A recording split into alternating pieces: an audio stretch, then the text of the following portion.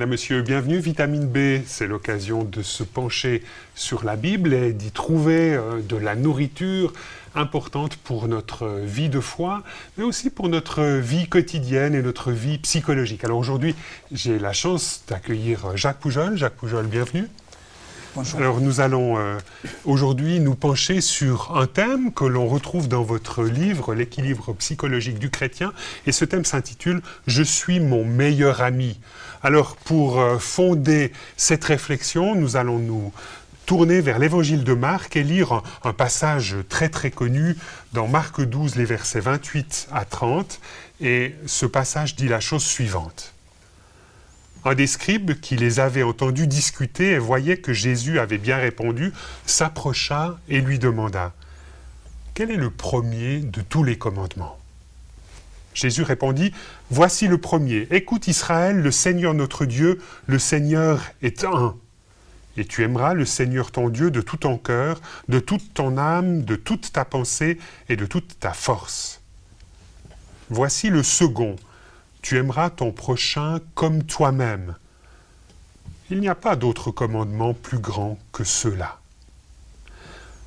Alors, Jacques Poujol, lorsqu'on entend cette invitation de Jésus à aimer notre prochain comme nous-mêmes, Jésus présuppose-t-il que finalement cet amour à l'endroit de soi est évident? Alors, en tout cas, il le met comme postulat pour pouvoir aimer l'autre.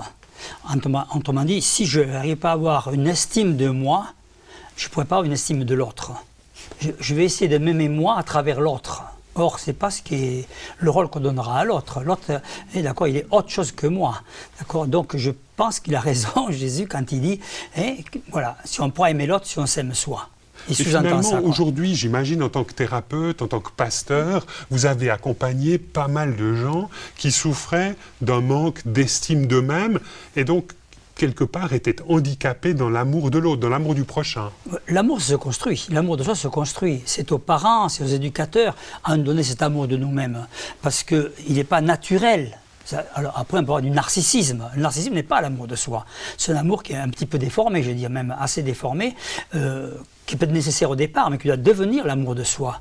L'amour de soi, ça veut dire qu'on accepte aussi ses limites, qu'on accepte qui on est, qu'on accepte ses dons, ce que l'on peut faire ou pas faire. Donc, l'amour de soi doit se construire. Et c'est aux parents, aux éducateurs, de nous aider à nous aimer nous-mêmes. Donc ça se construit durant l'enfance? Normalement, oui. Normalement, oui. Mais si justement j'ai quelques carences au niveau de l'estime de ma propre personne, à l'âge adulte, comment est-ce que je fais dans ce contexte-là pour quelque part essayer de développer davantage l'estime de moi-même? Je crois qu'il y a un texte biblique qu'on ne comprend pas toujours très bien, c'est « Honore ton père et ta mère ». Afin que tu aies des jours heureux sur terre. Le mot « honorer » n'a pas jamais voulu dire « vénérer », comme dans la culture occidentale. Comme souvent on le comprend. Hein, oui, ce qui est faux. Parce que vénérer, ça veut dire que quoi qu'aient fait mes parents, je leur dois le respect absolu parce qu'ils sont mes parents. Et ce n'est pas votre compréhension? Non, ce n'est pas ce que dit l'hébreu. Oui. L'hébreu nous dit honorer veut dire sous-peser ce qu'il y a de bon et de moins bon dans quelque chose. Si tu honores Dieu, tu mets beaucoup de poids à Dieu. Honore ton père et ta mère, ça veut dire alors père et mère, c'est marqué pas parents. Donc donne le juste poids de ce qu'ils ont construit de bien ou de moins bien en toi pour que tu puisses toi construire ce qui est valable en toi. Donc finalement, ça veut dire dresse une sorte de bilan? Oui.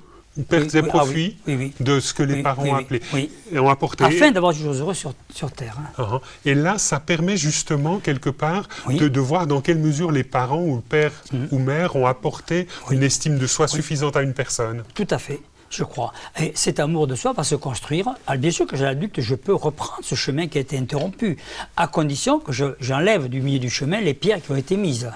Et qui me permettent d'avancer vers cet amour de moi. Et là, on retrouve cette dynamique à laquelle vous êtes très attaché, cette dynamique de guérison intérieure en lien avec l'héritage que nous ont laissé nos parents. Oui, tout à fait. Et c'est pour ça que Dieu nous propose à tous, dans sa rencontre avec lui, de nous aider à enlever ces pierres du chemin.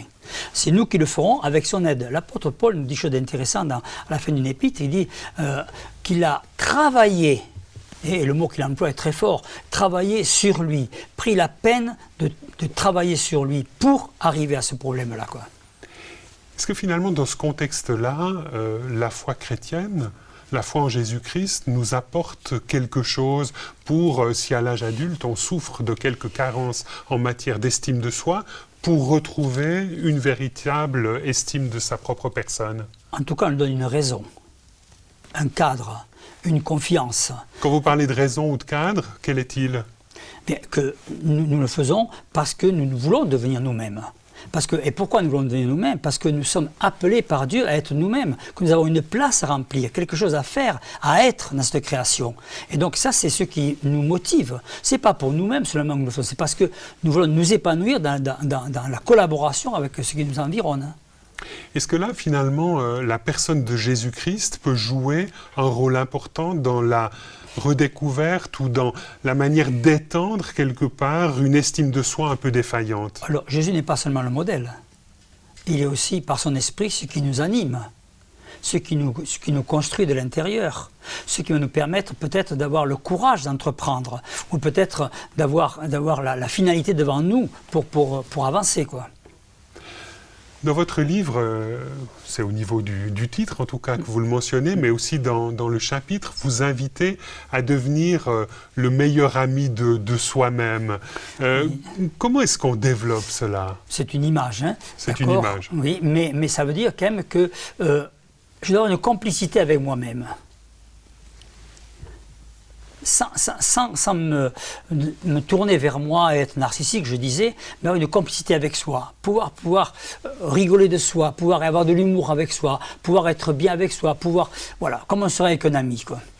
Vous-même, dans votre accompagnement de personnes chrétiennes ou non chrétiennes, vous avez l'impression qu'aujourd'hui, beaucoup de gens ont des difficultés à être le meilleur ami d'eux-mêmes? Oui, je crois que c'est un problème qu'on doit gérer pour arriver, oui, c'est pas naturel.